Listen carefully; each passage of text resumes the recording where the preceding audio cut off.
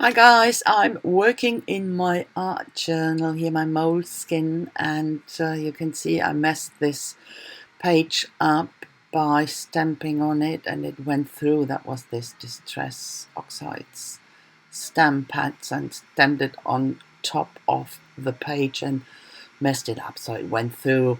And I tried to do a lot of things on that page to cover it, but it came through again and again, so there are a lot of layers on it.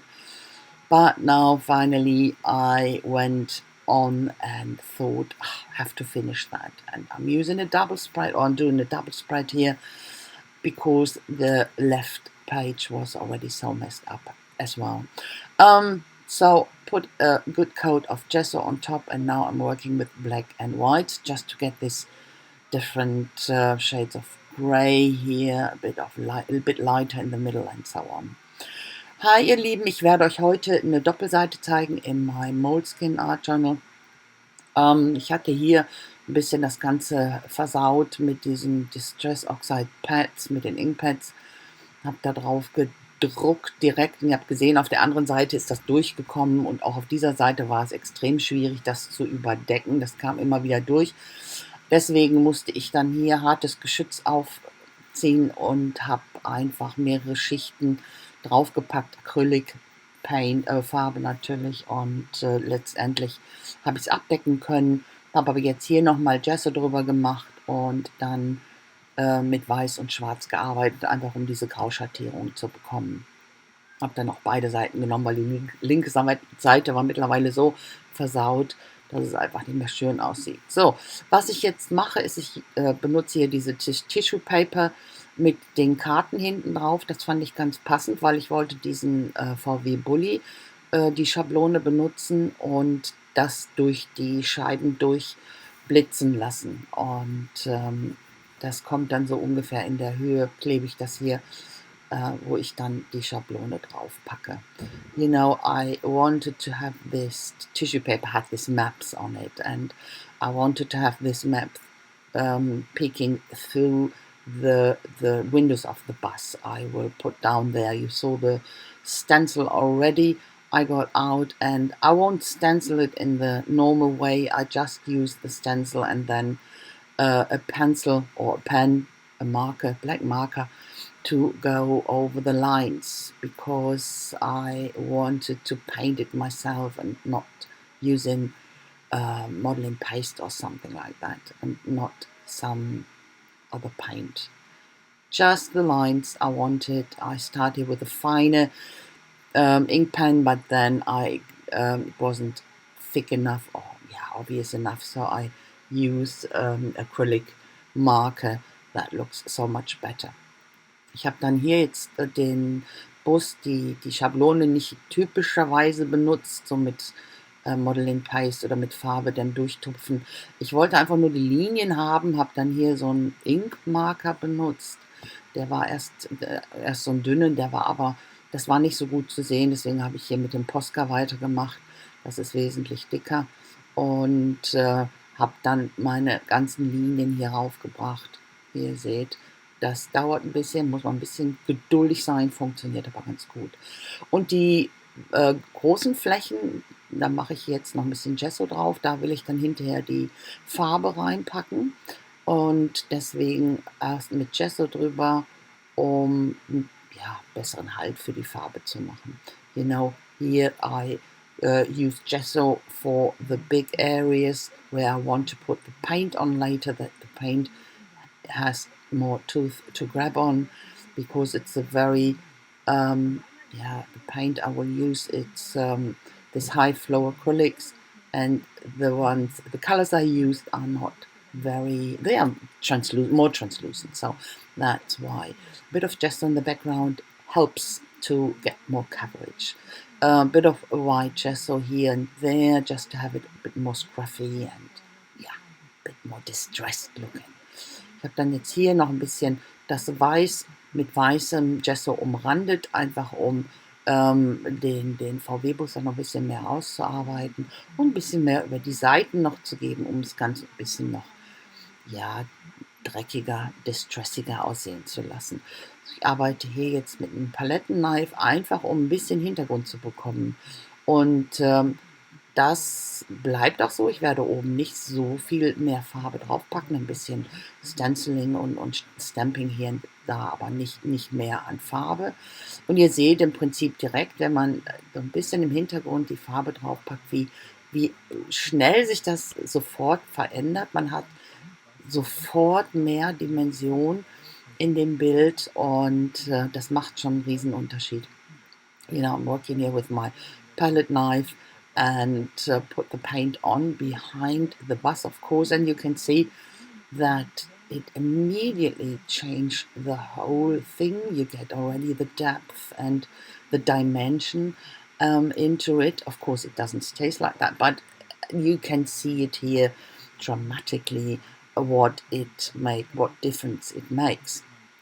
So I'm getting here with my red horizontal line just to make sure that I stay in this in this way. I want to use a different paint on the bottom, and I want to keep it separate in a very straight way.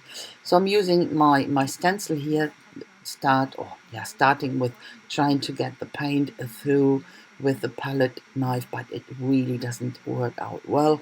So go in and get my makeup sponge here to put some paint, this darker blue I use here. Ich habe dann mit der Schablone hier gearbeitet, habe erst versucht mit dem Palettenmesser die Farbe drauf zu kriegen. Das hat aber nicht gut funktioniert. Ich hätte sehr viel mehr Farbe nehmen müssen, wollte ich aber nicht. Also habe ich dann direkt mein Make-up-Schwämmchen hier geholt und dann die Farbe draufgepackt. Das ist das dunkle Blau, das ich dann auch schon teilweise mit dem Palettenmesser aufgebracht habe. So im unteren Bereich hatte ich jetzt dann diese horizontale Linie ja gemacht mit dem Palettenmesser und dem Rot, einfach um sicherzustellen, dass ich da diese Abgrenzung habe. Und eben im unteren Bereich wollte ich mit einer anderen Farbe arbeiten, in dem Fall Rot. Und verliere natürlich meine Linie dadurch, aber die kriege ich hinterher wieder. Da gehe ich dann nochmal mit dunkler Farbe drüber später. Aber das ist jetzt im Moment so der Fluss, den ich habe. Da verliere ich dann schon mal wieder Strukturen, schaffe sie wieder neu. Aber das ist im Prinzip so das Prinzip, das ist das Prinzip des Art Journalings. Und diese Seite, das ist jetzt so ganz typisch, wollte ich auch, das war ganz bewusst so, mal wieder eine ganz klassische Art Journal Seite machen. Und eben auch so alle Elemente des Art Journalings nutzen. Eben Schablonen und Stempel und verschiedene Farben, so ein Mixed Media Bereich, und ja, genau so wollte ich es haben. Hier die Kreise, die waren jetzt nicht sehr offensichtlich, gehe ich nochmal mit Weiß drüber. Aber wie gesagt, das ist auch wieder nur ein Schritt, der mich dann zum nächsten bringt. Das hat jetzt nicht großartig irgendwelche Bedeutung. So, für den Bus nehme ich ganz bewusst meine neonfarbenen hier, meine High Flows. Ich liebe diese Neonfarben, gerade in Pink und Orange, und das passt zu diesem Hippie-Bus doch hervorragend.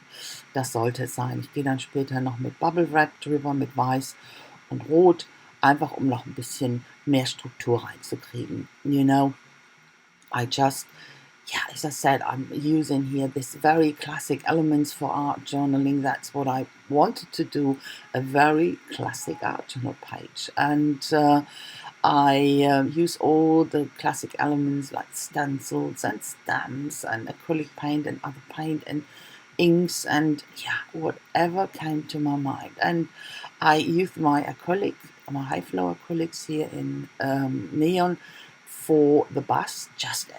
That's what a hippie bus needs, this acrylic, this neon colors, and happy colors.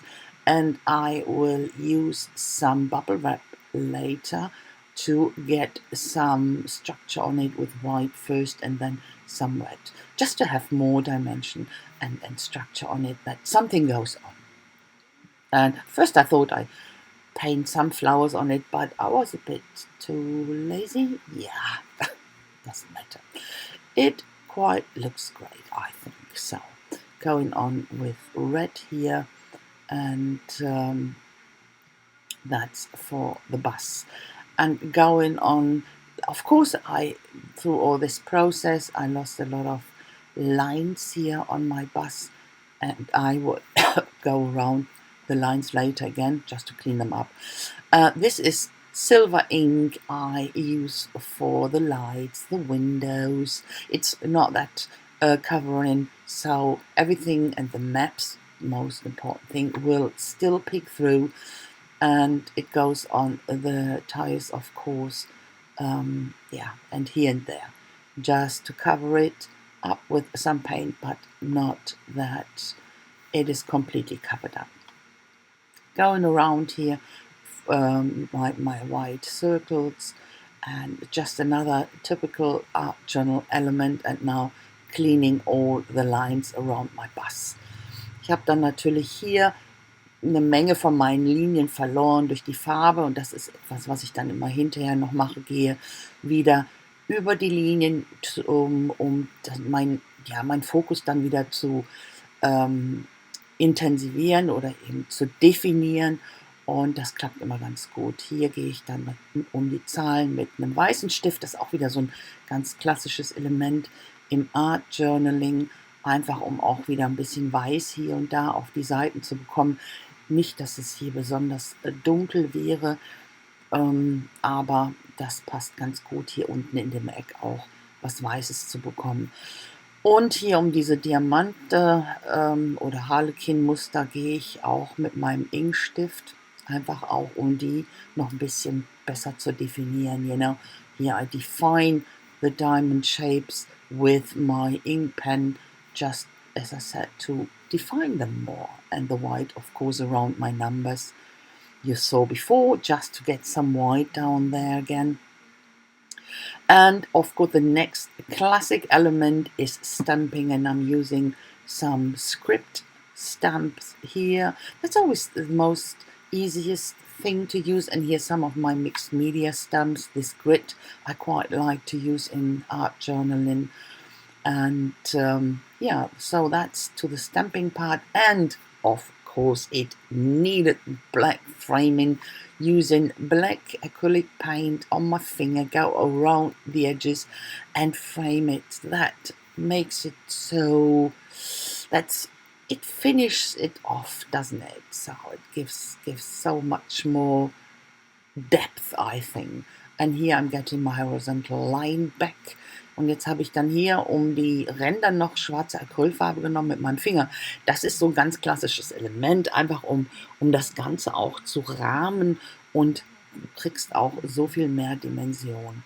So, hier benutze ich, sind so Stempel, die eigentlich so Impression-Stempel für Jelly Plates sind. Die kann man natürlich auch so zum Stempeln benutzen. Das Schöne ist, die kann man mit allen möglichen Farben benutzen. Die kann man waschen, unter laufendem Wasser abschrubben. Das macht denen nichts, und das ist das Schöne bei denen. Deswegen benutze ich die gerne zum Stempeln mit Acrylfarbe. Die sind einfach perfekt. So, jetzt geht's natürlich um die Wörter, und da benutze ich meine großen Stanzbuchstaben. Und ich benutze eigentlich, geht ja um das Motto, wenn du durch die Hölle gehst, keep going, also geh, halt nicht an. Und das war mir dann aber zu lang, und deswegen habe ich jetzt nur diese keep going genommen, also geh voran, geh weiter. Und eben den anderen Titel hatte ich so in meinem Kopf. Das ist auch so für mich entstanden, dieses, wir gehen im Moment durch eine desaströse Zeit, aber anhalten wäre, genau, das wäre falsch. Deswegen einfach weitergehen, durch. Zähne zusammen, Faust in der Tasche und durch, und einfach weitergehen. Nicht, und das meine ich im übertragenen Sinne, aber schon die Hoffnung nicht aufgeben, eben weitergehen.